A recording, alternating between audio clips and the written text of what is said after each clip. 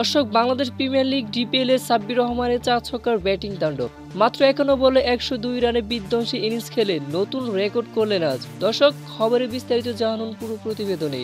আজ পারটেক্স ক্লাবের হয়ে আবাহনীর বিপক্ষে প্রতিপক্ষ বোলারদেরকে পিটিয়ে অসাধারণ 51 বলে 102 রানে ইনিংস খেলে নিজেকে প্রমাণ করে দিলেন তিনি কেন হার্ড হিটার নামে পরিচিত।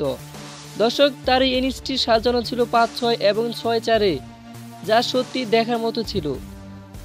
দর্শক, বাংলাদেশ আসর বিপিএল এর পর এবার ডিপিএলেও নিজেকে মেলে ধরতে সঠিক কাজটি করে যাচ্ছেন সাব্বির রহমান।